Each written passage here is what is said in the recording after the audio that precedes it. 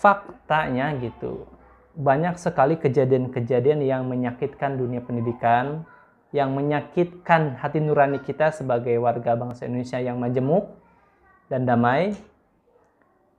Dan banyak hal yang menjadi bahan frustasi bagi kaum akademisi dan kaum yang berusaha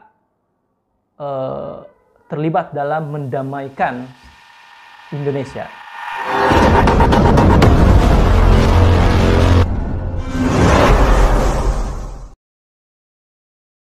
SDGs, Sustainable Development Goals, merupakan suatu rencana aksi global yang disepakati oleh para pemimpin dunia, termasuk Indonesia, guna mengakhiri kemiskinan, mengurangi kesenjangan, dan melindungi lingkungan. Tujuan 16, mempromosikan masyarakat yang damai dan inklusif untuk pembangunan berkelanjutan, memberikan akses keadilan bagi semua, dan membangun lembaga yang efektif, akuntabel, dan inklusif di semua tingkatan.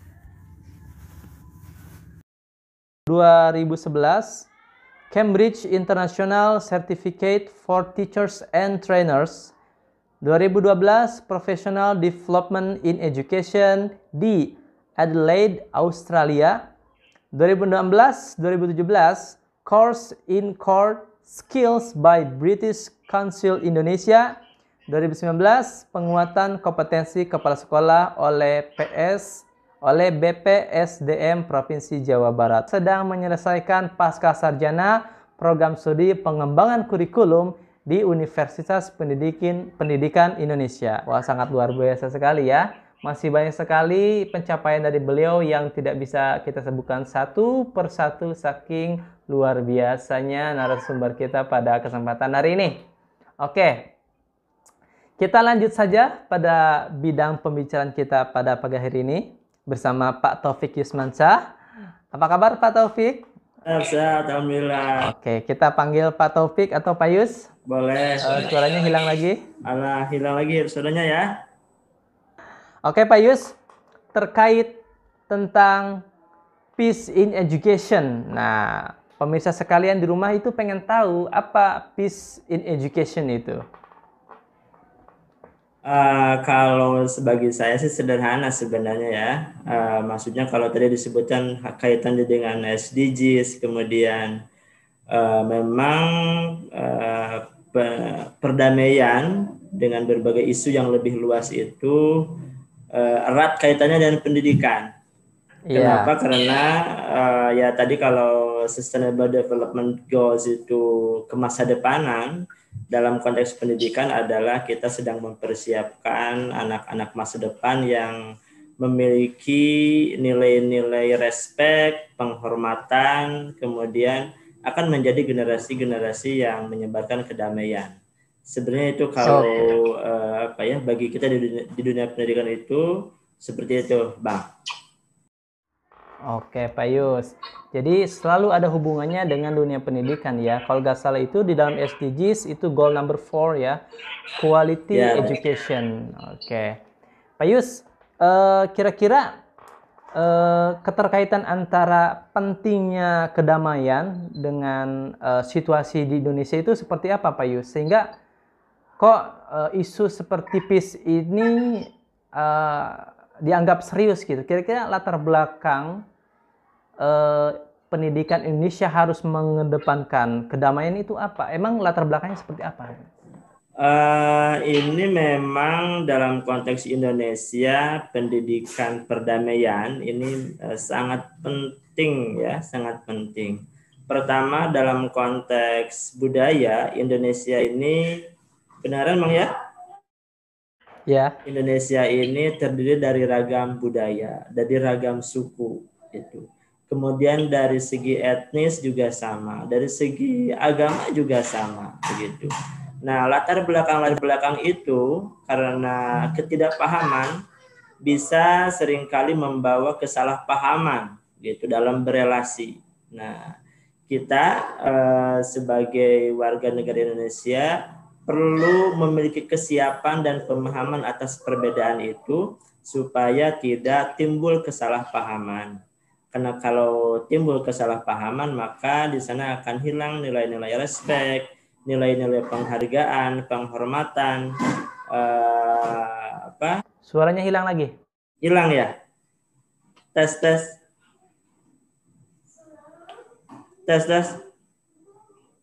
Ada, Bang? Oke. Sampai nilai penghargaan. Oke.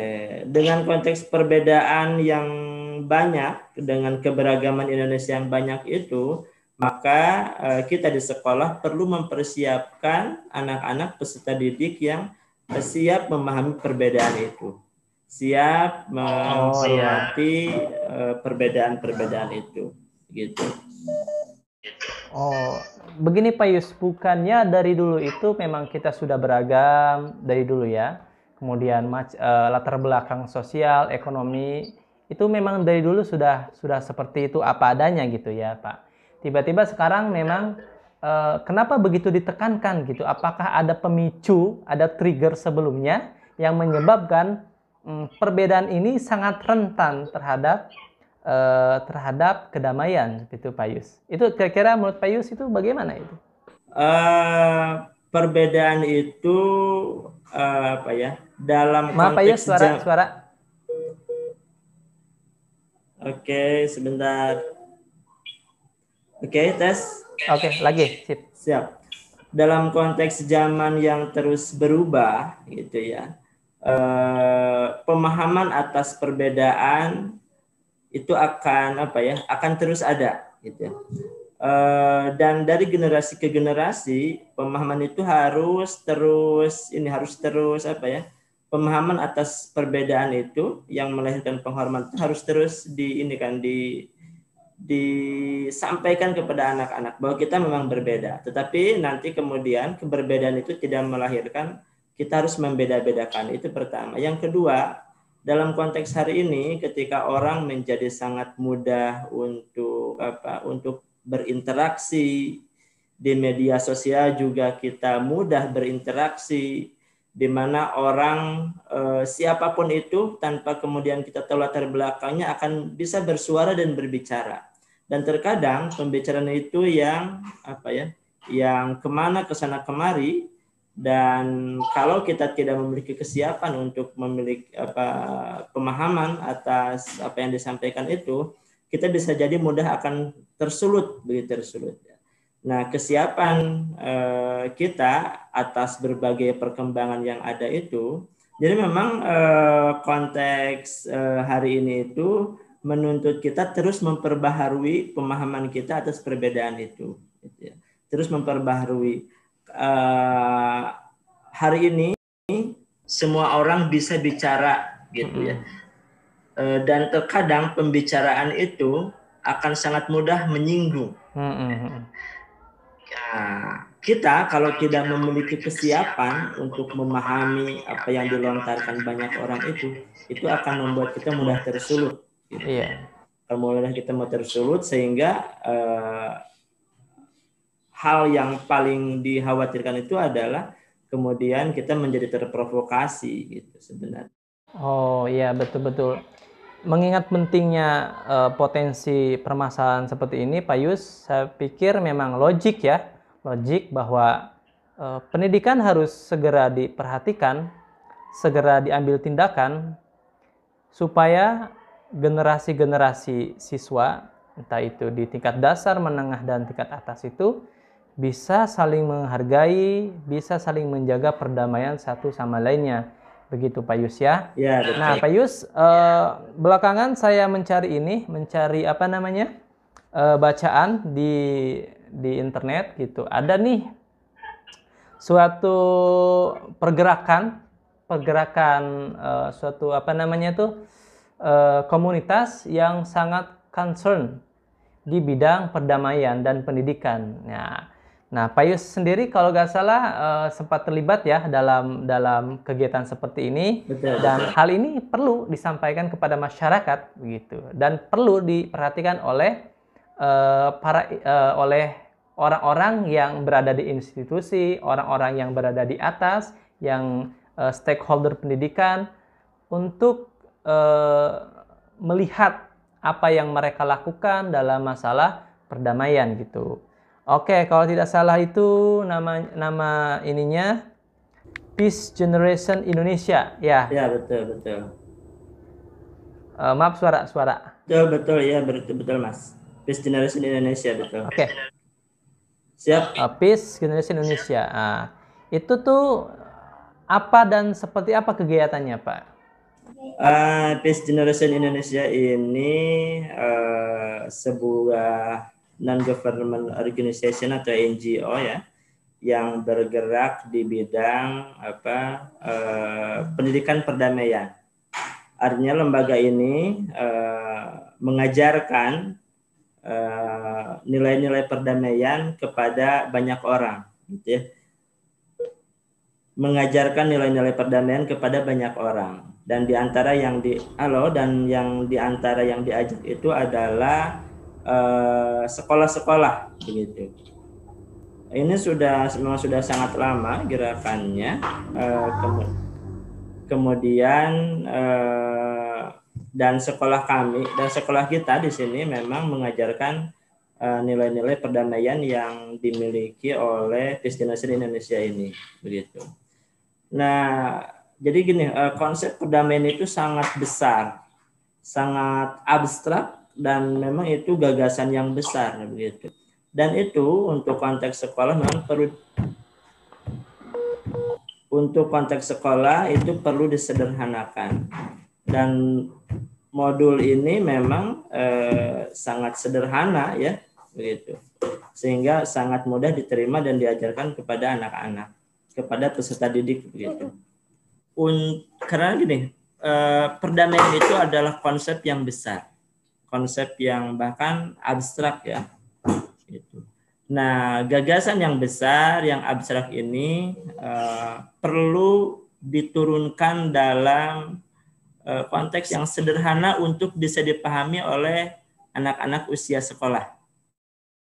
Jadi dengan modul yang ada ini, nilai-nilai perdamaian ini bisa dipahami dengan mudah melalui 12 nilai yang ada dalam modul ini, yang menjadi gagasan yang disampaikan oleh Peace Generation Indonesia.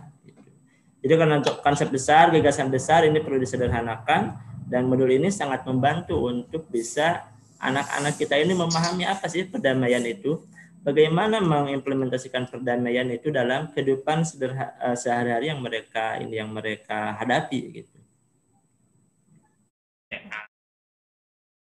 Oke, Pak Yus. Kalau memang itu sifatnya abstrak gitu ya, kemudian kita terapkan di dalam dunia pendidikan, targetnya itu adalah anak-anak usia sekolah gitu. Nah, yang jadi pertanyaan adalah Pak Yus, bentuk konkret dalam pembelajaran, bentuk konkret dalam kurikulum itu akan seperti apa gitu? Apakah bisa diintegrasikan atau dalam bentuk yang lain ya, sehingga nanti di dalam pendidikan ini dia nilai-nilai abstrak dari peace tersebut atau perdamaian tersebut bisa sampai pada anak usia sekolah. Oke, betul sekali. Nilai perdamaian ini pertama harus diajarkan. Tidak hanya kita tidak cukup hanya menyampaikan kita harus damai tanpa kita tahu. Nah, kemudian dalam konteks sekolah, bagaimana kita mengajarkannya, ini ada beberapa hal yang bisa kita laksanakan. Pertama, kita mengintegrasikan dalam pembelajaran tertentu, Bang. Gitu ya. Misalnya, karena ini sifatnya nilai-nilai sosial, itu bisa jadi menjadi muatan dalam dalam pembelajaran agama Islam, misalnya kalau sekolahnya sekolah Islam, atau bisa menjadi bagian dari PPKN misalnya.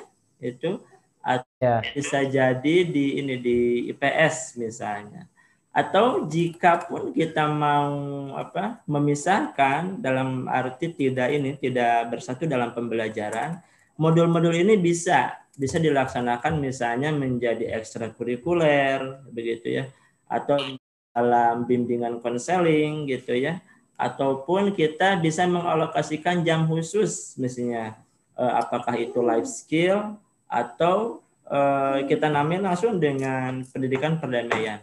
itu nanti tergantung nanti sekolah mengaturnya seperti apa. Oke, Pak Yus. Ini berarti kita mencoba untuk membuat siswa-siswa itu memiliki kapasitas untuk bisa memberikan rasa nyaman kepada sesamanya dan kepada lingkungan. Nah, Pak Yus, menurut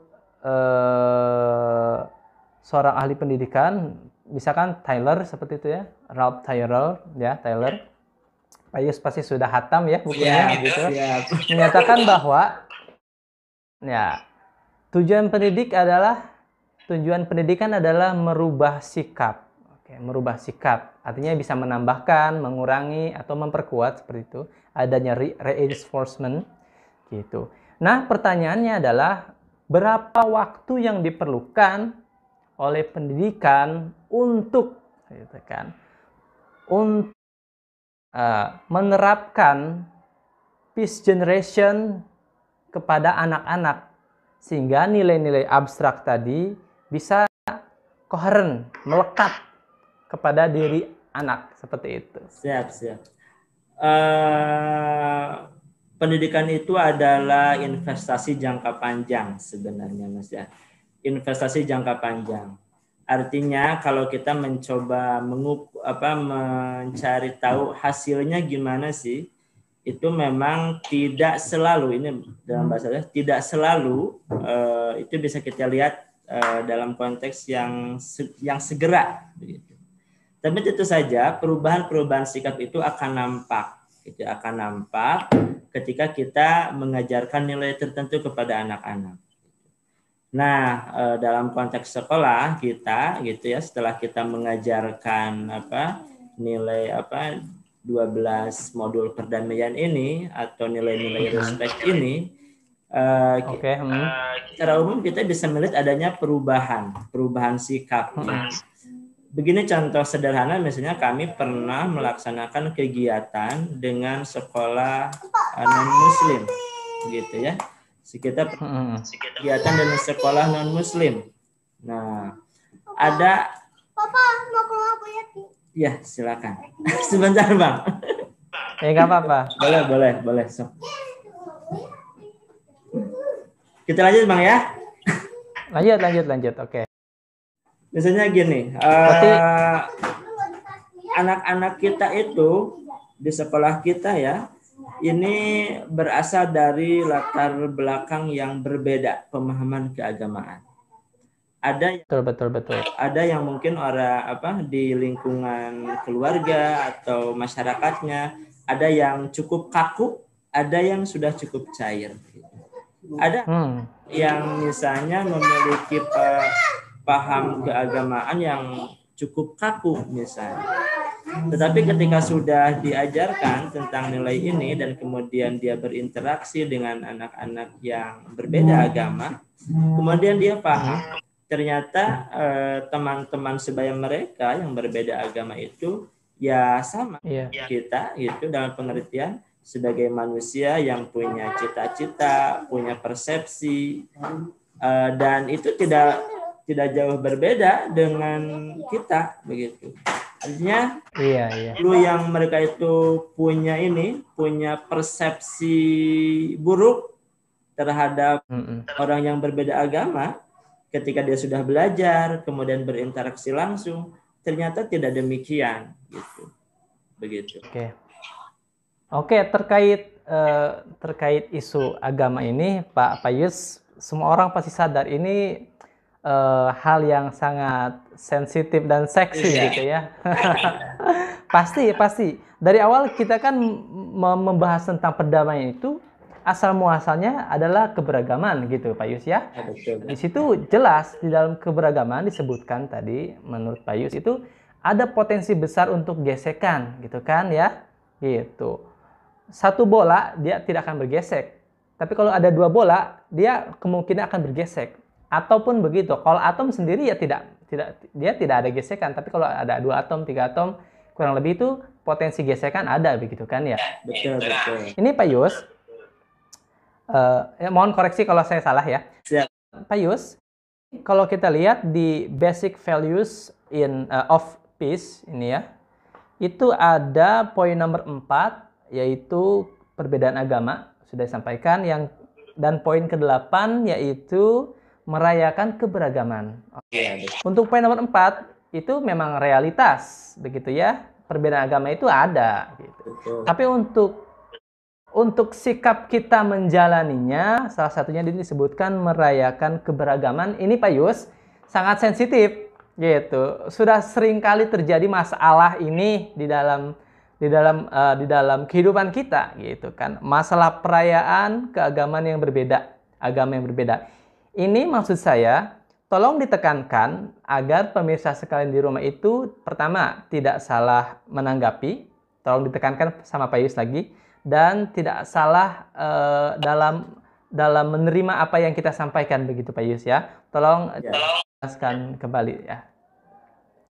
Oke, perbedaan dalam berbagai konteksnya termasuk perbedaan agama itu adalah sunatullah, gitu. Adalah fakta, realitas, dan itu sudah hukum Allah gitu ya.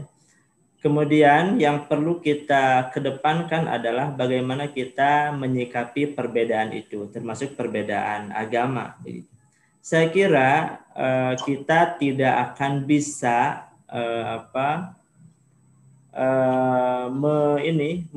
bukan tidak bisa ya, kita tidak akan bisa menyebutkan atau menggabungkan keyakinan-keyakinan yang berbeda itu.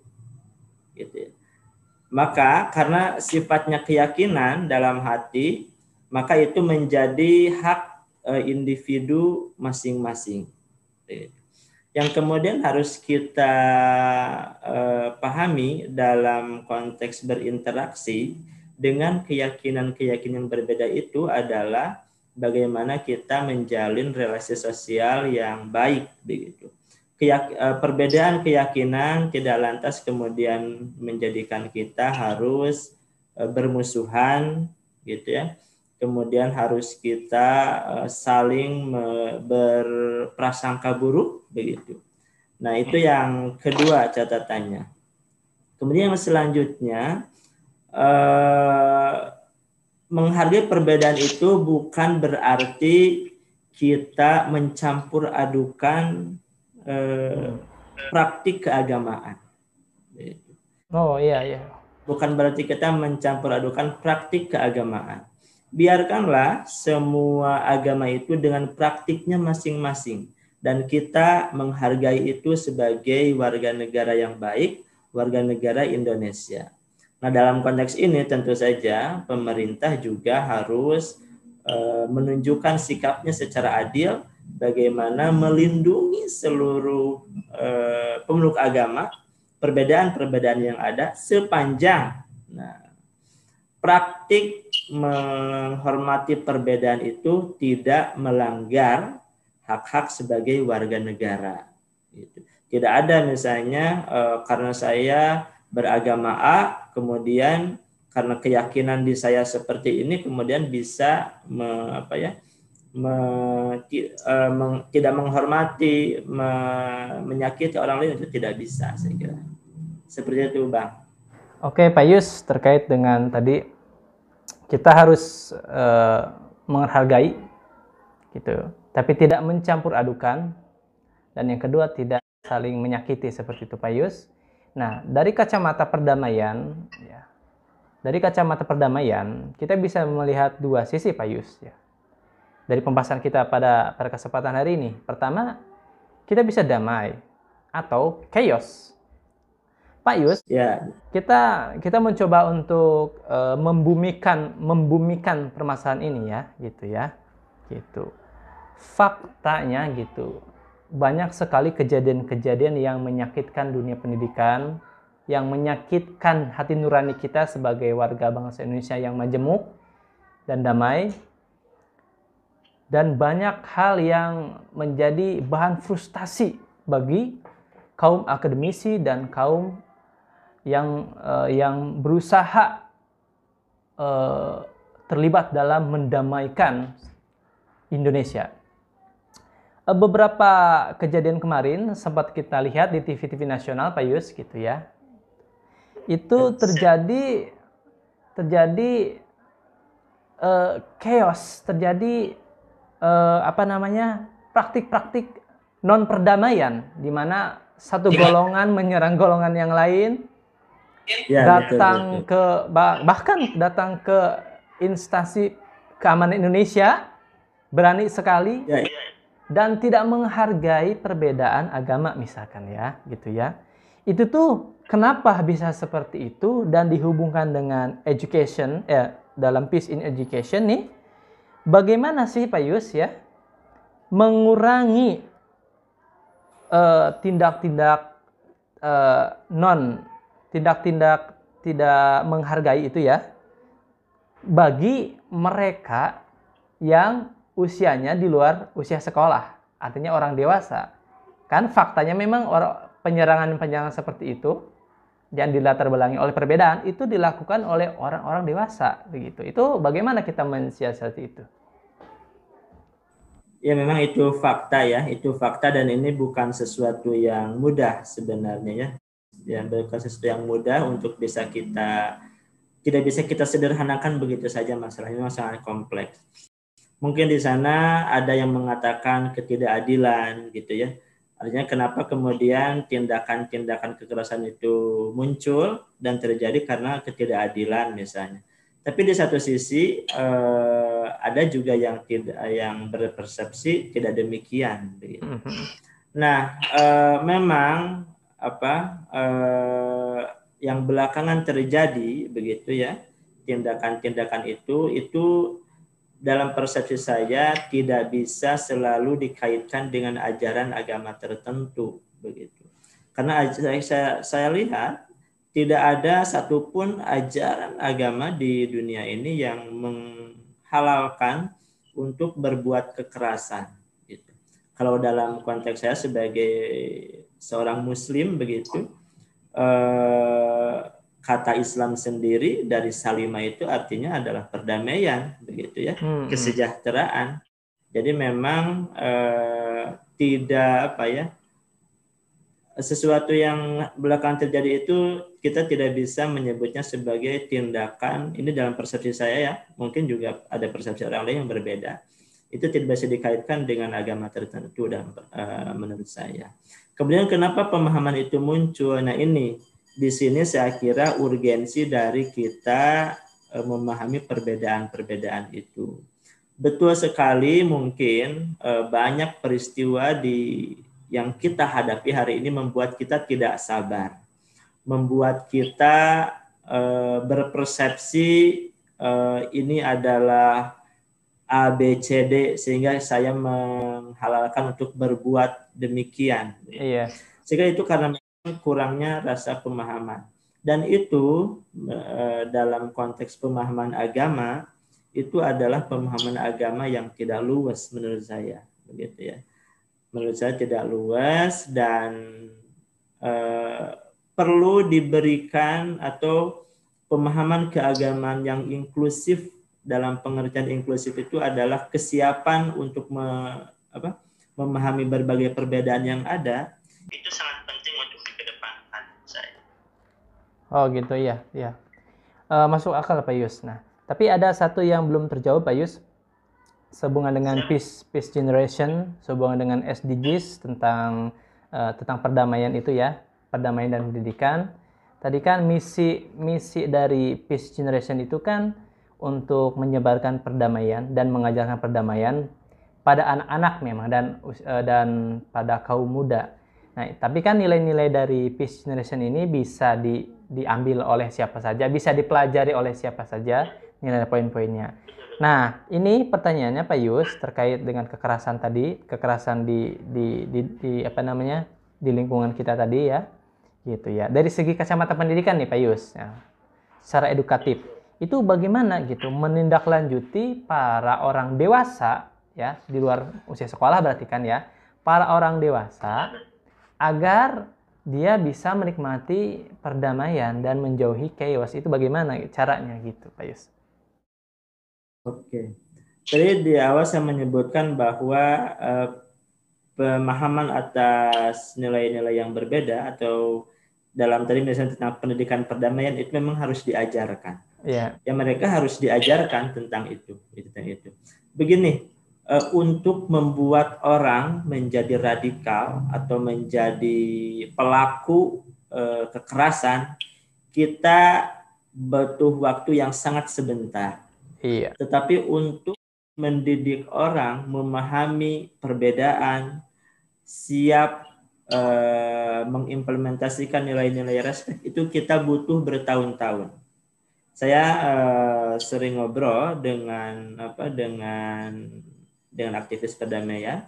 Kita memang butuh waktu lama untuk mendidik orang menjadi orang yang siap memahami perbedaan. Oh, jadi tapi untuk mendidik orang untuk kekerasan itu sangat mudah gitu. Oh, apa ini jadi juga jadi alasan yang sudah apa ini juga jadi alasan kalau ada istilah tuh Pak Yus, long life education. Jadi pendidikan itu sepanjang hayat apa karena memang susah sekali mengajarkan seseorang. Bisa jadi ya. Betul sekali gitu. Jadi untuk mendidik long life education. Iya. Betul. Nah, long life education ini Pak Yus, ya kalau kita tarik dengan beberapa pihak gitu yang bisa terlibat dalam dunia pendidikan, termasuk mengantisipasi tindakan tidak menghargai tadi ya, misalkan punten ya, pemboman misalkan, terorisme misalkan gitu kan. Itu ada Pak Yus pasti hafal tentang tripusat pendidikan kan. Di situ ada sekolah, di situ ada keluarga, dan di situ masyarakat. Nah, menurut Pak Yus nih, apakah kita bisa tuh ya membendung kegiatan-kegiatan, membendung kejadian-kejadian yang mengiris hati tersebut dengan memanfaatkan keluarga, dengan memanfaatkan masyarakat tentunya. Itu himbauan Pak Yus bagaimana bagi keluarga di Indonesia dan bagi masyarakat di kita? Iya, betul sekali. Tripusat pendidikan ini menjadi sangat sentral ya perannya itu di keluarga, di masyarakat, di sekolah menjadi sangat sentral. Nah, tentu saja kalau dalam konteks saya di sekolah ini bagi saya mengajarkan nilai-nilai perdamaian dan nilai respek ini menjadi tanggung jawab sekolah. Kemudian di keluarga kita juga berkewajiban untuk mengajarkan tentang bagaimana kita memahami realitas yang terjadi, realitas dan perbedaan itu. Tapi kemudian kalau di masyarakat yang lebih luas, tentu saja ini adalah ada pihak yang lebih berwenang sebenarnya ya, yaitu di luar kita sebagai keluarga dan kita sebagai sekolah. Dan saya kira peran hari ini yang di masyarakat yang lebih luas itu adalah peran pemerintah gitu ya, untuk bisa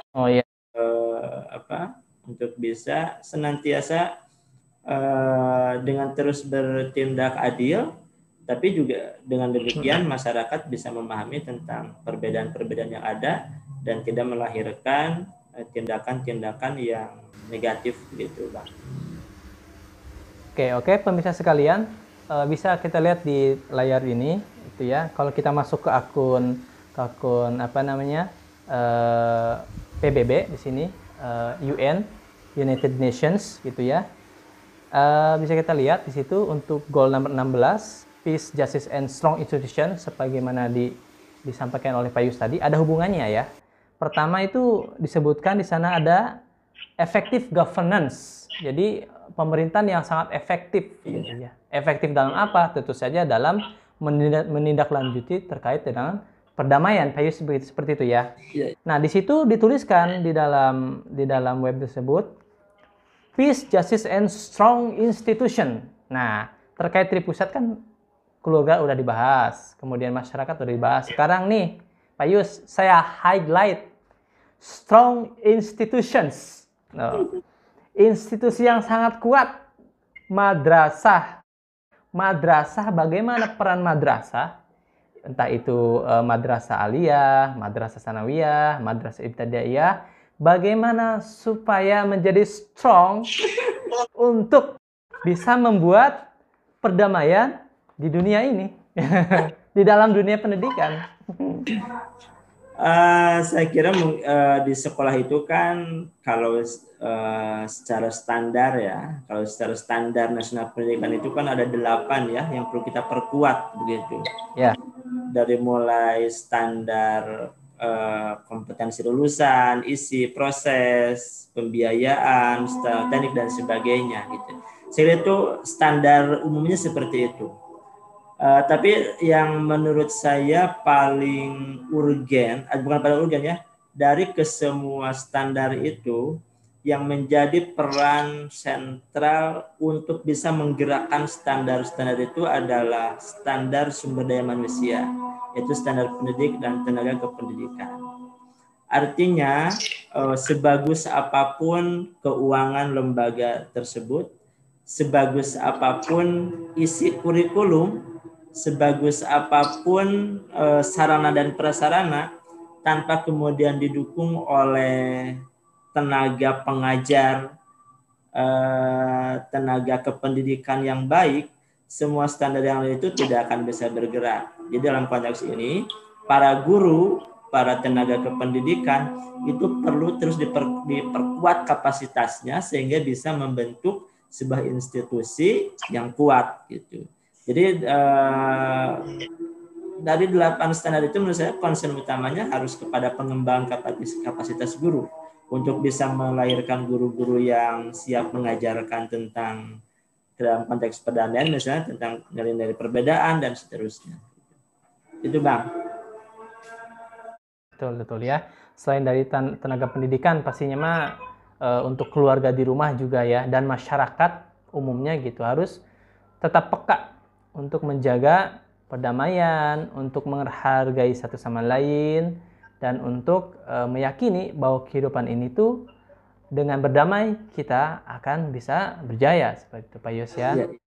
Oke Pak Yus, untuk satu lagi terakhir, pesan untuk sekolah madrasah gitu, ada gak pesan umum supaya kita itu bisa menerapkan nilai entah itu dari SDGs maupun dari Peace Generation? Pesan umumnya seperti apa Pak Yus? Kalau menurut saya ya, untuk sekolah, di sekolah itu ada dalam konteks pengajaran ada mata pelajaran yang erat kaitannya tentang bagaimana kita menyampaikan atau menanamkan nilai-nilai pemahaman yang baik kepada anak-anak kita terkait dengan kondisi Indonesia yang plural, yang beragam. Itu antara lain adalah melalui pendidikan kewarganegaraan dan pendidikan agama Islam atau pendidikan agama yang lain kalau dalam sekolah-sekolah yang non-Muslim misalnya. Nah, di PPKN kita belajar banyak hal tentang perbedaan budaya, tentang bagaimana sejarah negara ini dibangun, begitu. Itu perlu disampaikan kepada peserta didik adalah nilai-nilai yang terkandung dalam itu semua. Menghafal waktu, menghafal tahun itu penting. Tapi yang tidak kalah penting adalah menanamkan inspirasi dan nilai-nilai yang terkandung dalam sejarah yang telah berjalan itu. Menghafal suku di Indonesia, ada suku Sunda, ada suku Dayak, suku Jawa, itu penting. Tapi memahami bagaimana nama-nama suku itu yang beragam itu dan melahirkan sikap bagaimana di lapangan itu lebih penting lagi. Dalam ajaran agama juga sama, gitu. Ajaran setiap agama, saya kira tidak ada satupun agama di Indonesia ini yang mengajarkan kekerasan. Gitu. Ajaran tentang fikih, ajaran tentang praktik-praktik agama itu penting. Tapi juga ajaran agama tentang akhlak, itu tentang berinteraksi, bermuamalah, itu juga tidak kalah penting. Makanya yang perlu dikembangkan dalam ajaran agama ini, setelah kita memahami, anak-anak kita memahami tentang praktik-praktik agama sebagai pemeluk agama yang baik, itu juga perlu diperkaya dengan bagaimana kita sebagai seorang muslim menjadi warga negara yang baik. warga negara yang taat aturan, warga negara yang taat hukum, dan menghormati proses-proses yang terjadi. Itu Bang. Oke, terima kasih Pak Yus. Ya, terima kasih atas ilmunya, terima kasih atas pandangannya. Sangat luar biasa sekali ya. Mudah-mudahan kedepannya kita semua bisa saling menghargai satu sama lain, bisa menyayangi satu sama lain, terutama bisa membangun perdamaian dimanapun kita berada, tentu saja melalui pendidikan. Oke? Iya, Pak Yus, terima kasih sudah hadir dalam podcast kita pada hari ini. Oke, semoga pemirsa sekalian di rumah bisa mengambil nilai positif dari apa yang kita sajikan, dan kami akan tutup pada kesempatan hari ini. Wabillahi taufiq wal hidayah. Wassalamualaikum warahmatullahi wabarakatuh. Terima kasih Pak Yus dari Bandung. Waalaikumsalam warahmatullahi wabarakatuh.